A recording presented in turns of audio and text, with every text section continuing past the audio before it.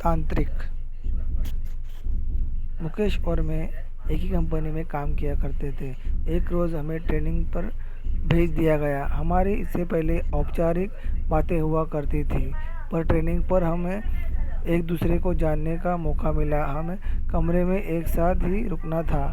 साथ रहकर हम आपस में काफ़ी घुल मिल गए थे। अक्सर रात को मुझ पर चादर हट जाती थी। मुकेश मुझे चादर ओढ़ा दिया करता था।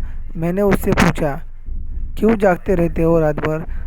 मेरी तो ये आदत है, करवट बदल बदल कर सोने की। चादर तो टिकती नहीं है। मुकेश ने मेरी बात का कोई जवाब नहीं दिया। अगले दिन वो कुछ शांत नजर आने लगा। रात को सोते समय मुकेश ने जो मुझे बताया वो न केवल दिलचस्प था, बल्कि कुछ ऐसा था जो मैंने ना तो कभी सुना था ना कभी महसूस किया था। ऐसा कम ही देखने को मिलता है। बात केवल विश्वास की रह जाती है। मुकेश ने कहना शुरू कर दिया, आप शायद यकीन ना करें, 2003 का साल था। टीवी देखने, लाइब्रेरी जाना, दोस्तों से मिलना जुलना मेरी दिनचर्या बन गई थी। ऐसे में एक दिन मैं अपने दोस्त से मिलने उसके घर गया हुआ था। पता चला मेरे छोटे भाई दिनेश की तबीयत खराब है। मैं तुरंत घर को निकल पड़ा। वहाँ देखा परिवार के सभी लोग मौजूद हैं। दिनेश जोरों से चीख रहा है, जैसे उसे किसी तरह का दर्द हो रहा है। उसकी हालत बिल्कुल भी देखने लायक नहीं थी। तीन चार लोग भी मिलकर उसे संभाल नहीं पा रहे थे। पिताजी ने कहा, इसे तुरंत डॉक्टर के पास ले चलते हैं, पर माँ ने मुझे चुप रहने का इशारा किया। दिनेश चीखता और बेहोश हो जाता। दिनेश की चीखें अब भयानक होने लगी थी। कोई उसका सर दबा रहा था, कोई उसकी छाती मल रहा था। नानी ने कहा, इसे पूजा घर में ले चलो। इतना सुनते ही दिनेश जोरों से चीखा। शायद ये बात उसे पसंद नहीं आई। उसे घसीट कर पूजा घर में लेना पड़ा। यहाँ और भी जोरों से चीखने लगा। उसे संभालना मुश्किल हो रहा था, तो हमने उसे खुशी से बांध दिया। फिर नानी ने उससे प्रश्न किया, बता कौन है तू? सुनकर दिनेश गुस्से में भर गया। उसका सर और छाती अब भट्टी की तरह तपने लगी। उसे अब संभालना मुश्किल हो रहा था। नानी ने फिर कहा, बता कौन है तू? इस बार दिनेश ने गुस्से में अपने दांत पीस लिए। उन दांतों को किटकिटाना की आवाज़ मेरे कानों में दर्द करने लगी थी। उसके बाद की सारी हड्डियां कड़ रही थी। आखिर में उसने अपनी जबान बाहर निकाली, जो काली पड़ चुकी थी। यकीन नहीं हो रहा था किसी इंसान की जबान खींचकर इतनी लंबी हो सकती है। नानी ने फिर अपनी बात को दोहराया, बता कौन है तू? कहाँ से आया है? इस बच्चे ने तेरा क्या बिगाड़ा है? जहाँ से भी तू आया है वही लौट जाओ। बदले में जो कुछ भी मांगोगे हमें तुम्हें देंगे, लेकिन इस बच्चे को छोड़ दो। दिनेश ने अपना आपा खो दिया। वो उसी तरह कर रहा था, दांत पीसता, चीखता, चिल्लाता और बेहोश हो जाता। होश में आने पर उसे संभालना मुश्किल हो जाता था। मुझसे यह सब देखा नहीं गया। मैं बाहर आ गया और रोने लगा। उस वक्त मैंने हनुमान जी को याद किया, मंदिर में दिया भी जलाया। रोते रोते भगवान से दिनेश के ठीक होने की प्रार्थना की और वापस दिनेश के पास आ गया। दिनेश के रोने चीखने से वहाँ अब जमघट लग चुका था। लोगों की भीड़ में भी दिनेश उस तरह की हरकतें किए जा रहा था। उसके शांत होने पर मैंने उसे पानी पिलाया। पानी पीने के बाद वो और भी भयानक रूप में आ गया। उसका चेहरा एकदम काला हो गया, आंखें लाल सुर्ख हो गई। वह जो दिनेश नहीं था जिसे मैं पहचानता था। ऐसा लग रहा था कि जैसे उसकी आंखें फट रही हो। पास आने पर वो हर किसी को काटने को दौड़ता, अपना मुंह नोचने लगता और फिर वो शांत हो गया और रोने लगा। मैंने पूछा, तुम कौन हो? क्यों हमें परेशान कर रहे हो? दिनेश ने मेरी तरफ ऐसे देखा जैसे मेरी जान ले लेगा। दिनेश ने कुछ देर तक मुझे घूरता रहा। वो दिनेश नहीं था, उसकी जगह किसी और ने ले ली थी।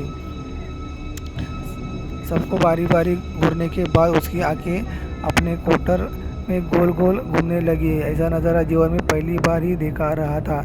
बल्कि मैं तो कहूँगा कि सब ये कुछ जीवन में पहली बार ही देख रहा था। वो चीखना चिल्लाना, वो भयानक सी आंखें, वो दांत पीसना, किटकिटाना, दर्द में घबराना, हड्डियों का एक साथ कड़कड़ाना, सब कुछ एक में बदल गया था। फिर दिनेश ने एक लंबी सांस खींची और छोड़ी। उसकी सांस की दुर्गंध इतनी थी, सब अपना मुंह ढककर घर से बाहर निकल गए और वो पागलों की तरह हंसा। वापस अंदर जाने पर दिनेश फिर सभी को घूरने लगा। हमने वापस उससे पूछा, कौन हो तुम? फिर वो एक औरत की आवाज़ में बोला, मैं शहडोल की हूँ, मैं हूँ तंत्रा। इसने मुझे जगह दिया है, मैं इसे नहीं छोड़ूंगी, इसे अपने साथ लेकर जाऊंगी। और हंसने लगी। हमने कहा, जो तुम मांगोगी हम तुम्हें दे देंगे, पर इसे छोड़ दो। तो वो दुष्ट आत्मा अब अपने पूरे रूप में आ गई और बोली, मुझे एक मटकी, नारियल, चुंदरी, श्रृंगार का पूरा सामान लाकर दो तो मैं चली जाऊंगी, नहीं तो मैं इसे अपने साथ लेकर जाऊंगी। जल्दी करो, धप्पा हो जाओ, ये सामान लेकर ही आना, वरना इसे तो मैं चबा जाऊंगी। और हंसने लगी। हम सबके चेहरे पीले पड़ गए। माँ और मैं तेजी से बाजार की तरफ निकले। रास्ते में माँ रोने लगी तो मैंने उन्हें दिलासा दी, सब ठीक हो जाएगा। माँ बोली, कुछ भी ठीक नहीं होने वाला है। मुकेश ने तुझे बताया नहीं, इसने जब अपना पहला असर दिखाया था तब दिनेश को क्या हुआ हम समझ ही नहीं पाए थे। दिनेश के साथियों ने हमें बताया, उस दिन दिनेश के ऑफिस में मीटिंग थी। सब आपस में हंस बोल रहे थे, सब कुछ ठीक था कि अचानक दिनेश की तबीयत बिगड़ लगी। दिनेश ने सामने रखा गिलास उठाया और पानी पिया। पानी पीते ही दिनेश बेहोश हो गया। उसके साथी चौंक गए। दो लोग मिलकर उसे टेबल पर लिटाया। उस समय की आंखों से आंसू बह रहे थे।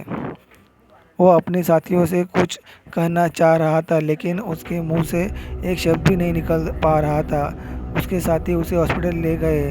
हमें जैसे ही सूचना मिली हम सभी वहां पहुंच गए। दिनेश कुछ देर बाद दिनेश ठीक हो गया। क्या हुआ उसे खुद भी कुछ मालूम नहीं था। उसके बाद कभी ऐसा कुछ नहीं हुआ जिससे कोई परेशानी हो। तुम ठीक कह रही हो माँ, उसके बाद भी कुछ हुआ जरूर था। क्या मतलब? माँ बोली, मतलब ये माँ, पिछली बार जब मैं छुट्टियों में घर आया था उस रात में कमरे में सो रहा था। रात के 3 बजे का समय था। कमरे में खिड़की खुली हुई थी और उससे तेज हवा कमरे में आ रही थी। उस हवा के शोर में मेरी आंखें खुली। मैंने देखा एक साया मेरे पास खड़ा था। ध्यान से देखने पर भी मैं उसका चेहरा ना देख पाया। उसके चेहरे पर कालिक के अलावा कुछ ना था। उसका शरीर धुआं जैसा था। अचानक वो साया बदल की तरह तैरता मेरे पास आने लगा। मैं घबराया गया और अपनी चादर में मैंने अपना आप को समेट लिया। वापस देखा तो वो साया वहाँ नहीं था। इसे अपना वहम मानकर मैं भूल चुका था। पर अब दिनेश के हालात देखकर लगता है कुछ तो ज़रूर हुआ है माँ। इसके बाद मैं मटकी लेने चला गया और माँ श्रृंगार के लिए सामान खरीदने लगी। मुझे दुकान बंद मिली तो मैं सीधे कुंवर के घर चला गया। वहाँ से लाल और काली दोनों मटकी ले आया। वापस आकर जो ही सामान हमने दिनेश के आगे रखा वो शांत हो गया। नानी उसे देखने गई और दिनेश के सामने जाकर खड़ी हो गई। कुछ देर तक नानी उसे ऐसे ही देखती रही। तो हमने नानी से पूछा, क्या हुआ नानी? नानी हमारी चेहरे के हाव दिनेश जैसे हो गए थे। हम और भी घबरा गए। नानी ने भी उसी चीख के साथ रोना शुरू कर दिया। कहा, मैं चुड़ैल की हूँ, मेरी हत्या कर दी गई। मेरी हत्या कर दी थी। मेरी लाश के बेरहमी के टुकड़े करके दफन कर दिया था। मुझे इंसाफ चाहिए। मुझे जहाँ गाड़ा गया वहाँ से लड़का पेशाब कर आया। मैं सोई हुई थी। इसने मेरा अपमान किया, उससे मुझे जगा दिया। पर अब मुझे कहीं नहीं चाहिए। मैं जा रही हूँ, मुझे रास्ता दो। हमने पूछा, तुम इसे दोबारा परेशान नहीं करोगी? वो बोली, नहीं, इसने मेरा अपमान किया, जिसकी सज़ा मैंने दे दी। अब मुझे जाने दो। और नानी बेहोश होकर गिर गई। हमने नानी को संभाला। इतनी देर में दिनेश भी सामान्य हो चुका था। हमने दिनेश को भी खुशी से खोल दिया। फिर कुछ दिन और बीते और दिनेश को काम के लिए भोपाल जाना पड़ा। दिनेश और ऑफिस के कुछ लोग होटल में रुके। होटल में आधी रात को लोगों ने शिकायत की, वह कमरे में रोने की आवाज़ आ रही थी।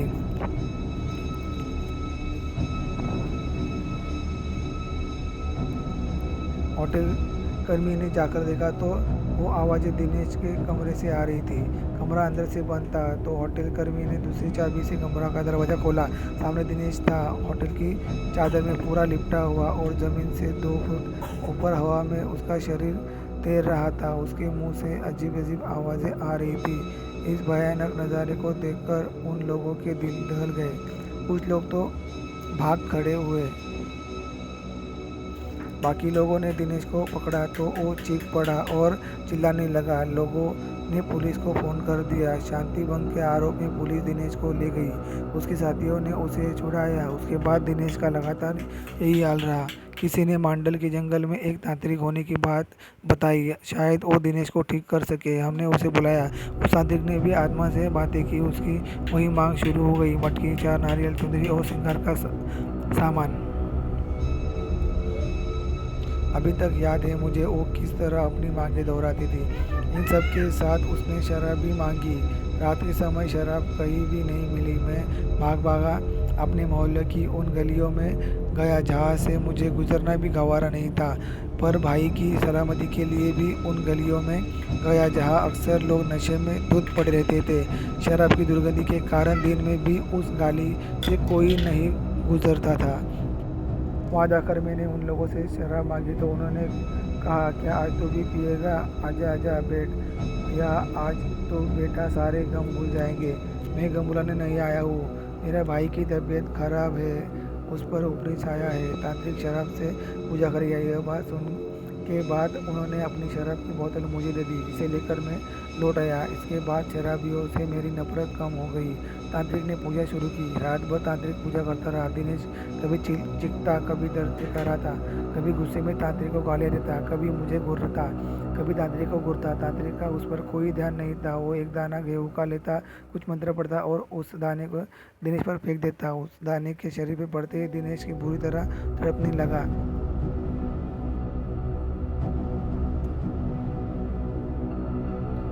उसके मुंह से जानवर की जैसी गुर्राने की आवाज़ निकल रही थी। वो जानवर की तरह हरकत करने लगा था। दिनेश की आवाज़ उसके गले में ही बंद कर रह गई थी।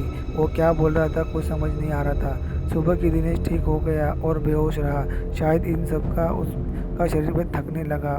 उसका चेहरा पीला पड़ने लगा था। शरीर सूखकर लकड़ी ऐसा हो चला था। फिर भी कहीं ना कहीं मेरा भाई इन बुरी शक्तियों से लड़ रहा था। कुछ दिन और बीतने पर दिवाली को त्यौहार था। धनतेरस का दिन था और मैं टीवी देख रहा था।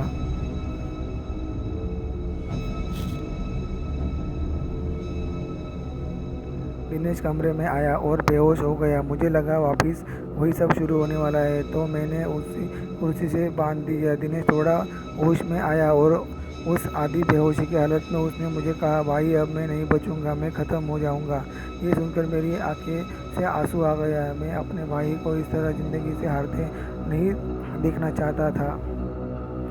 दिनेश भी रो गया था, भाई मेरे मर जाऊंगा। मैंने खुद को संभाला और दिनेश को बांध दिया। बाइक ली और एक दोस्त को साथ लेकर उसी तांत्रिक को बुलाने निकला। मंडल के घनघोर जंगल, धूप अंधेरा में तांत्रिक का घर पहुंचा। तांत्रिक भी उस दिन शराब के नशे में धुत था। उसे बाइक पर बीच पे पिटा कर ले आया। तांत्रिक का खुद पर शरीर बस में नहीं था, गिरता पड़ता और दिनेश के पास पहुंचा। जैसे ही उसने दिनेश का हाथ पकड़ा, उस तांत्रिक का सारा नशा उतर गया। उसने वही पूजा दोहराते और सुबह होने के तक दिनेश फिर ठीक हो गया। अब तो यही सिलसिला चालू हो गया था। तांत्रिक आता, पूजा करता और सुबह तक चला जाता। मटकी, 4 नारियल, चुंदरी और श्रृंगार का सामान हमारी रोज़ की ज़रूरत बन गई। ये सब चीज़ें अब घर में हर समय मौजूद रहने लगी। रोज़ रात गिरते घर में मानो सी छा जाती।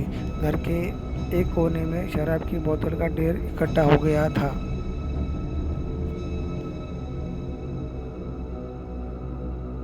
ऐसा कोई मंदिर नहीं बचा, कोई मस्जिद नहीं बची जहाँ दिनेश का इलाज नहीं करवाया। अंत में किसी ने कलकत्ता के काली मंदिर जाने का सुझाव दिया। वहाँ जाकर दिनेश का इलाज कराया। यहाँ भी उसी की मांग जारी थी, मटकी, 4 नारियल, चुंदरी और श्रृंगार के सामान की। पर पुजारी ने साथ साथ कुछ नींबू और कफन भी मंगवा लिए थे। इस बार की पूजा मुझे कुछ विशेष लगी। पुजारी हर बार कुछ मंत्र पढ़ता और उसे नींबू फेंक देता और उसमें लौंग चुबा देता। फिर उस नींबू को कफन में लपेट कर मटकी में डाल देता। दिनेश को इससे बहुत डर होता और वो बेहोश हो जाता। होश में आकर दिनेश की फिर वही हरकतें चालू हो जाती थी। पर पुजारी अपने काम में लगा रहा। जैसे ही उसे आत्मा की बारी आई तो कहने लगी, मुझे छोड़ दो, जाने दो मुझे। पुजारी बोला, तू इस फिर परेशान करेगी? नहीं करूँगी, नहीं करूँगी, मुझे माफ़ कर दो, मुझे जाने दो। पुजारी, क्यों परेशान कर रही हो इस बच्चे को? पीछा छोड़ दो इस बच्चे का, वापस जा, लौट जा जहाँ से तू आई है। पुजारी ने ऐसा 8 से 10 बार किया और तंत्र का भी उसने कैद कर लिया। अंत में पुजारी ने वो मटकी हमें दे दी और कहा, इस बच्चे के अंदर दुष्ट आत्माओं ने डेरा कर जमा लिया था। सारी आत्माओं का इस मटकी में कैद कर लिया है। इसे लेकर जाकर शमशान में गाड़ दो और ध्यान रहे, नंगे पैर ही जाना। हम उस मटके को शमशान में गाड़ आए। ताज्जुब की बात यह था, पूरा रास्ता जंगल होकर गुजरता था। रास्ते में नंगे पैर पर एक भी कांटा ना चुभा। ऐसा लग रहा था जैसे रूई पर चलकर हम उस जगह तक पहुंचे थे। इसके बाद दिनेश ठीक हो गया, पर काफ़ी कमज़ोर हो चला था। केवल खाने और दवाइयों के लिए ही बिस्तर से उठ पाता था। इस वाक़ये के बाद मेरा उन चीज़ों पर भी विश्वास हो गया जिन्हें मैं पहले नहीं मानता था। 5 साल तक इसे मुसीबत को झेलने के बाद हमारी माली हालत ख़राब हो गई थी, पर सर पर कर्जा हो गया था। धीरे धीरे हम भाइयों ने वो कर्जा भी चुका दिया। हम कई और दिनों तक दिनेश की देखभाल में रात भर जागते थे। मैं उसे खाने के समय दवाई का ध्यान रखता था, रात में उठ कर उसे देखता था दिनेश सो रहा है या नहीं। उसकी चादर ठीक कर देता था ताकि वो आराम से सो सके। आज भी मेरी यही आदत है। बस यही बात थी, कहकर मुकेश चुप हो गया। इस कहानी को ध्यान से सुनने के बाद अंत में मैंने मुकेश से कहा, बेशक यह कहानी किसी के लिए बेमिसाल हो या ना हो, लेकिन तुम दोनों भाइयों का आपसी प्यार बेमिसाल है।